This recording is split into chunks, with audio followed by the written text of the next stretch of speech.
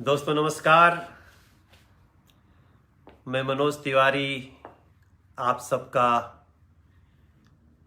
सोचा थोड़ा आशीर्वाद ले लें आज फेसबुक लाइव पे आके। तो कुछ बात करने का मन हो रहा था और मैं देखता हूं, मैं समझता हूं कि फेसबुक लाइव का एक अलग उसकी दुनिया है, रिच भी अच्छा है। तो कुछ बातें महत्वपूर्ण करनी हो तो फेसबुक लाइव बहुत अच्छा है। आज अक्षय तृतीया है और अक्षय तृतीया की आप सभी को बहुत बहुत बधाइयां। मां लक्ष्मी की अक्षय कृपा बनी रहे आप सभी के ऊपर, ये मेरी शुभकामना है। और आज भगवान परशुराम का जन्मोत्सव भी है। यही तिथि है जब भगवान परशुराम का अवतार हुआ था। उस भगवान परशुराम की इस जन्मोत्सव की बहुत बहुत आप सबको बधाइयां। और संजोग से आज ईद भी है तो ईद की भी बधाइयां। अब हर त्योहार पे व्यक्ति कुछ न कुछ संकल्प लेता है और लेना भी चाहिए कि हम इस त्योहार पे ये संकल्प ले रहे हैं। हम भी लेते हैं, आप भी लीजिएगा, आप सब जो लेना हो लीजिए। लेकिन मेरी एक प्रार्थना है जिसके लिए मैं आप सबके सामने आया कि हम लोग भगवान परशुराम जयंती पे एक संकल्प लेते हैं और वो संकल्प लेते हैं जो भगवान परशुराम से संबंधित एक फेक नॉलेज बरसों से फैलाया गया। और उस फेक नॉलेज मतलब झूठे ज्ञान को इतना फैलाया गया, एक साजिश के तहत फैलाया गया कि हिंदू समाज बंटे। और उसका असर हुआ। आपके अनुभव में आया हो या नया, हमने बहुत जगह देखा कि इससे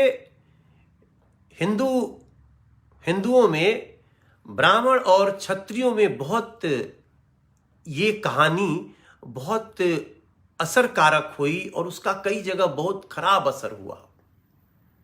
साजिश करने वाले सफल हुए अपनी साजिश में।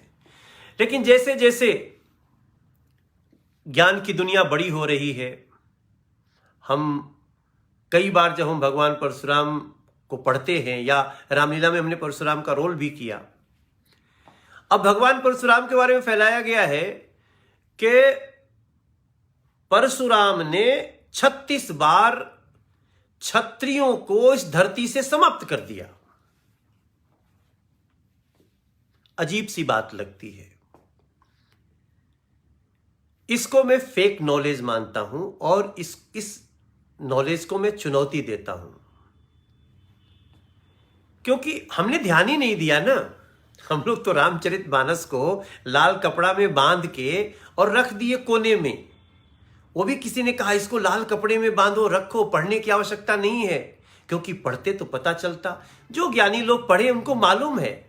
हमको भी एक समय ये बात समझ में आती है कि कहते हैं कि परशुराम ने क्षत्रियों को 36 बार धरती से समाप्त कर दिया।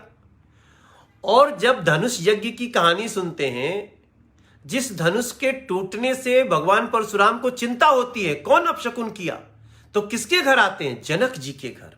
वहां स्वयंवर लगा हुआ है। तो क्या जनक जी क्षत्रिय नहीं थे?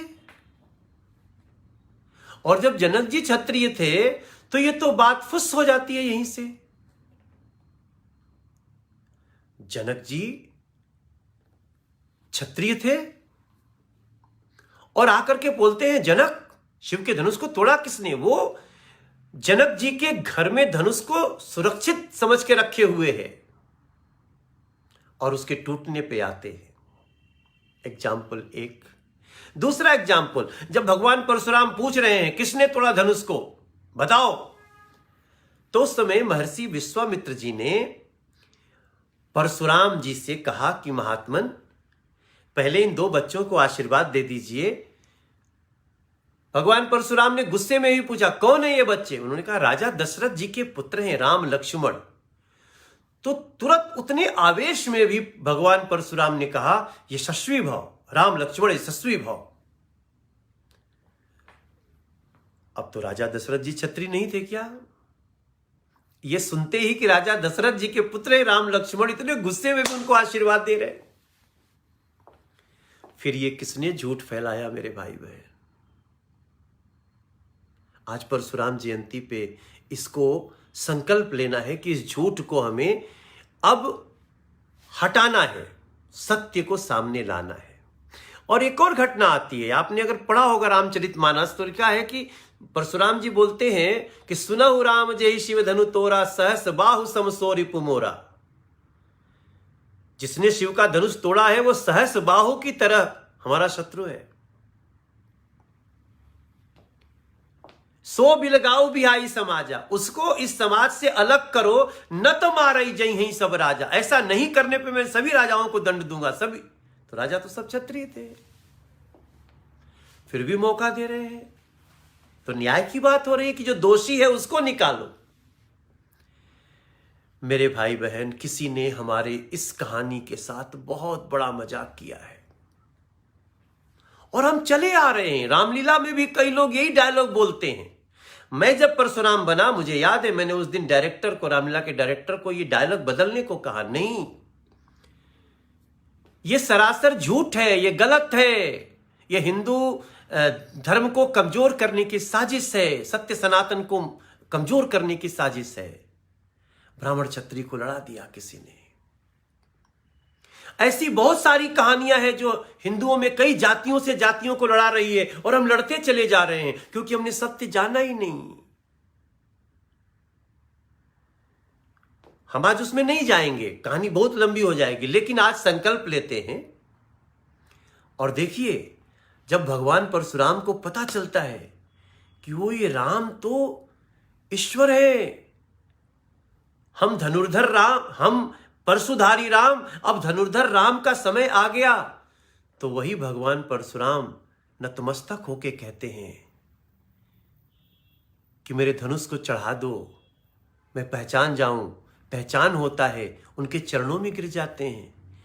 कहां से आ गया ये झूठा फेक नॉलेज? तो मैं सोचा, छोटी छोटी बातों से बड़ी बातें बनती हैं। मेरे सभी भाई बहन, आप, मैं देख रहा हूं लगातार आपके मैसेज भी आ रहे हैं। कुछ लोगों को हमारी बात अच्छी नहीं भी लगेगी, लेकिन मैं प्लीज इनको और भी एग्जाम्पल से देखिए और भी जो कहानियां जो हमारे हिंदू समाज को लड़ा रही हैं, उन पे हमें एक बार सूक्ष्मता से विचार करना होगा। चलिए, आज भगवान परशुराम के जन्मोत्सव पे हम लोग ये संकल्प लेते हैं कि हम ऐसी ऐसी जानकारियां लोगों के बीच लाएंगे। और जो पूरी दुनिया में 798 करोड़ लोग हैं, 448 करोड़ सोशल मीडिया पे हैं, फैलाते हैं, सत्य लाते हैं। जय परशुराम।